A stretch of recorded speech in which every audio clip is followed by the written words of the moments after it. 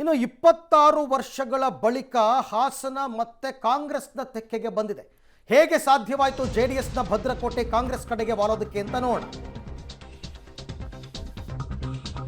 ದಳಪತಿಗಳ ಕೋಟೆಯಲ್ಲಿ ಕಾಂಗ್ರೆಸ್ಗೆ ಜಯ, ಅದು ಹಾಸನ ಲೋಕಸಭಾ ಕ್ಷೇತ್ರ.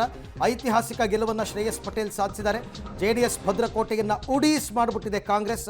ಪ್ರಜ್ವಲ್ ವಿರುದ್ಧ 42,649 ಮತಗಳ ಅಂತರದಿಂದ ಗೆದ್ದು ಬೀಗಿದ್ದಾರೆ ಶ್ರೇಯಸ್ ಪಟೇಲ್. ಸೊ ಶ್ರೇಯಸ್ ಪಟೇಲ್ ಅವರ ಸಾಧನೆ ಬಗ್ಗೆ ನಾವು ಹೇಳ್ತಾ ಇದ್ವಿ. ಹಾಗಾದ್ರೆ ಕ್ಷೇತ್ರವಾರು ಎಷ್ಟು ಲೀಡ್ ಸಿಕ್ಕಿದೆ ಅವರಿಗೆ ಅಂತ ನೋಡೋದಾದ್ರೆ ಫಸ್ಟ್ ಗೆಲುವಿನ ಅಂತರ ನೋಡ್ಬಿಡೋಣ. ಹಾಗೆ ಪ್ರಜ್ವಲ್ ರೇವಣ್ಣ ಪಡ್ಕೊಂಡಂತಹ ಮತಗಳನ್ನ ಗಮನಿಸ್ತಾ ಇದ್ದೀರಾ. 6,30,339 ಮತಗಳು ಪ್ರಜ್ವಲ್ಗೆ ಸಿಕ್ಕಿದ್ರೆ ಶ್ರೇಯಸ್ ಪರವಾಗಿ ಚಲಾವಣೆಯಾದ ಮತಗಳ ಸಂಖ್ಯೆ 6,72,988 ಆಗ್ತಾ ಇದೆ. ಗೆಲುವಿನ ಅಂತರವನ್ನ ನೀವು ಗಮನಿಸ್ತಾ ಇದ್ದೀರಾ, 42,649. ಓಕೆ, ಕಡೂರಲ್ಲಿ ಪ್ರಜ್ವಲ್ ರೇವಣ್ಣ ಪರ ಲೀಡ್ ಬಂದಿದೆ. ಕಡೂರಿನಲ್ಲಿ 2,243 ಮತಗಳು ಪ್ರಜ್ವಲ್ ರೇವಣ್ಣ ಅವರು ಲೀಡ್ ಪಡ್ಕೊಂಡಿದ್ದಾರೆ. ನಾವು ವಿಧಾನಸಭಾ ಕ್ಷೇತ್ರವಾರು ಮಾಹಿತಿ ಕೊಡ್ತಾ ಇದ್ವಿ. ಇನ್ನು ಶ್ರವಣಬೆಳಗೊಳದಲ್ಲಿ ಶ್ರೇಯಸ್ ಪಟೇಲ್ ಲೀಡ್ ತಗೊಂಡಿದ್ದಾರೆ, ಜಸ್ಟ್ 72 ಮತಗಳ ಲೀಡ್. ಓಕೆ, ಇನ್ನು ಅದಾದ ನಂತರ ಅರಸೀಕೆರೆ ನೋಡೋದಾದರೆ ಶಿವಲಿಂಗೇಗೌಡರ ಕ್ಷೇತ್ರ, ಅಲ್ಲಿ ಭಾರಿ ಲೀಡ್ ಬರೋದು ಕಾಂಗ್ರೆಸ್ಗೆ ಅಂತ ಲೆಕ್ಕಾಚಾರ ಇತ್ತು. ಬಟ್ 3,093 ಅಷ್ಟೇ ಲೀಡ್ ಬಂದಿರತಕ್ಕಂಥದ್ದು. ಇನ್ನು ಬೇಲೂರಿಗೆ ನಾವು ಹೋಗೋದಾದ್ರೆ ಬೇಲೂರಿನಲ್ಲಿ ಲೀಡ್ ಸಿಕ್ಕಿರೋದು ಪ್ರಜ್ವಲ್ ರೇವಣ್ಣಗೆ. ಬಟ್ ಹೇಳ್ಕೊಳ್ಳೋ ಲೀಡ್ ಅಲ್ವೇ ಅಲ್ಲ, ಜಸ್ಟ್ 1,641 ಮತಗಳ ಲೀಡಿಂಗ್ ಪ್ರಜ್ವಲ್ ರೇವಣ್ಣಗೆ ಸಿಕ್ಕಿದೆ. ಯಾಕೆಂದ್ರೆ ಅಲ್ಲಿ ಬಿಜೆಪಿ MLA ಇದ್ದಾರೆ. ಇನ್ನು ಹಾಸನದಲ್ಲಿ ಹಾಸನ ಟೌನ್ ನಾವು ನೋಡೋದಾದ್ರೆ ಶ್ರೇಯಸ್ ಪಟೇಲ್ಗೆ ಲೀಡ್ ಬಂದಿದೆ. 19,760 ಮತಗಳು ಬಂದಿರತಕ್ಕಂಥದ್ದು ಹಾಸನದಲ್ಲಿ.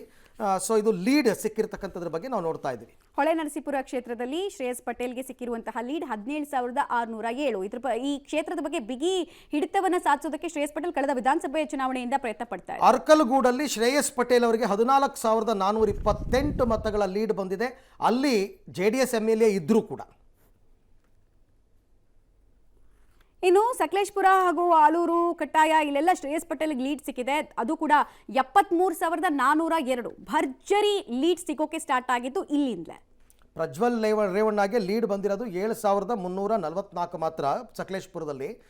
ಏನು ರೀಸನ್, ಸೋಲಿಗೆ ಕಾರಣ ಏನು ಅಂತಕ್ಕಂಥದ್ದು ಕ್ವಿಕ್ಕಾಗಿ ನೋಡ್ಬೋಣ. ಕಾರ್ಯಕರ್ತರು, ಶಾಸಕರು, ಮುಖಂಡರ ವಿಶ್ವಾಸವನ್ನು ಪ್ರಜ್ವಲ್ ರೇವಣ್ಣ ತಗೊಳ್ಳದೇ ಇರೋದು. ಕಳೆದ ವಿಧಾನಸಭಾ ಚುನಾವಣೆಯಲ್ಲಿ JDSಗೆ ಗಣನೀಯ ಹಿನ್ನಡೆಯಾಗಿತ್ತು. JDS ಪರವಾಗಿ ಕೆಲಸ ಮಾಡಲಿಲ್ಲ BJP ಕಾರ್ಯಕರ್ತರು ಅಂತಕ್ಕಂಥದ್ದು ಇದು ಗೊತ್ತಿರೋ ವಿಚಾರಣೆ. ಅಲ್ಲಿ ಪ್ರೀತಮ್ ಗೌಡ ಅವರೆಲ್ಲ ಯಾರು ವರ್ಕ್ ಮಾಡಲೇ ಇಲ್ಲ ಅಂತಂದ್ಬಿಟ್ಟು ಕಾಂಗ್ರೆಸ್ ಪರ ಕೆಲಸ ಮಾಡಿದ್ದಾರೆ ಪ್ರೀತಮ್ ಗೌಡ ಆಪ್ತರು ಮತ್ತು ಬೆಂಬಲಿಗರು ಅನ್ನೋ ಆರೋಪ ಇದೆ, ಕಾಂಗ್ರೆಸ್ ಅಭ್ಯರ್ಥಿ ಗೆದ್ದುಕೊಳ್ಳಿ ಅಂತಂದ್ಬಿಟ್ಟು. ಇನ್ನು ಪ್ರಜ್ವಲ್ ರೇವಣ್ಣ ವಿರುದ್ಧ ಕೇಳಿ ಬಂದಿದ್ದ ಲೈಂಗಿಕ ದೌರ್ಜನ್ಯ ಆರೋಪ ಸ್ವಲ್ಪ ಮಟ್ಟಿಗೆ ಅದು ಕೂಡ ಅವರಿಗೆ ಅನಾನುಕೂಲವಾಗಿದೆ. ಪ್ರಜ್ವಲ್ ಕಾರ್ಯವೈಖರಿ ಬಗ್ಗೆ HD ಕುಮಾರಸ್ವಾಮಿ ಕೂಡ ಬೇಸರ ವ್ಯಕ್ತಪಡಿಸಿದ್ರು. ಹಾಸನದಲ್ಲಿ ಒಟ್ಟಾಗಿ ಕೆಲಸ ಮಾಡಲಿಲ್ಲ, JDS ನಾಯಕರೇ ಒಟ್ಟಾಗಿ ಕೆಲಸ ಮಾಡಲಿಲ್ಲ ಅಂತಕ್ಕಂಥದ್ದು ಕೂಡ ಇತ್ತು. ಶ್ರೇಯಸ್ ಪಟೇಲ್ ಗೆಲುವಿಗೆ ಕಾರಣ ಏನು? ಶ್ರೇಯಸ್ ಪಟೇಲ್ ಸಜ್ಜನ ರಾಜಕಾರಣಿ, ಜನಸ್ನೇಹಿ ಎಂಬ ಪ್ರಚಾರ, ತುಂಬಾ ರೀಚಬಲ್ ಇರ್ತಾ ಇದ್ರು, ಜೊತೆಗೆ ಸಂಘಟನೆಯನ್ನು ಚೆನ್ನಾಗಿ ಮಾಡ್ತಾ ಇದ್ರು ಅನ್ನೋದು ಅವರಿಗೆ ವರ್ಕೌಟ್ ಆಗಿದೆ. ಇಷ್ಟು ಮಾತ್ರ ಅಲ್ಲ, ಸತತ ಸೋಲಿನಿಂದ ಮಾಜಿ ಸಂಸದ ಜಿ ಪುಟ್ಟಸ್ವಾಮಿ ಅವರು ಸೋತಿದ್ರು. ಸೊ ತಾತನ ಸೋಲಿನ ವಿಚಾರದಲ್ಲಿ ಅನುಕಂಪದ ಅಲೆ ಕೂಡ ಶ್ರೇಯಸ್ ಪಟೇಲ್ ಅವರ ಪರವಾಗಿತ್ತು. ಈ ಹುಡುಗನ ಒಂದ್ಸಲ ಗೆಲ್ಲಿಸಬೇಕು ಅನ್ನೋ ಲೆಕ್ಕಾಚಾರದಲ್ಲಿದ್ರು.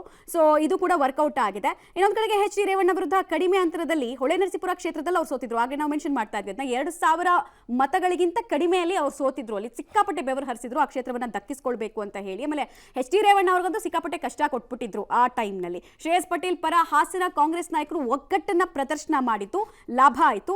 ಗ್ಯಾರಂಟಿ ಯೋಜನೆಗಳ ಅನುಕೂಲ ಹಾಗೂ ಅಹಿಂದ ಮತಗಳ ಕ್ರೋಢೀಕರಣ ಆಗಿದ್ದು ಕೂಡ ಶ್ರೇಯಸ್ ಗೆಲುವಿನ ನಗೆ ಬೀರುವಲ್ಲಿ ಯಶಸ್ವಿಯಾಯಿತು. ಸಂಸದರ ಬಗ್ಗೆ ಕೇಳಿಬಂದಿದ್ದಂತಹ ಅಶ್ಲೀಲ ವಿಡಿಯೋ ಆರೋಪ ಕೂಡ ಇವರಿಗೆ ಇಲ್ಲಿ ವರ ಆಯಿತು. ಅವರಿಗೆ ಡ್ಯಾಮೇಜ್ ಆಯಿತು, ಇವರಿಗೆ ಇಲ್ಲಿ ವರ ಆಯಿತು.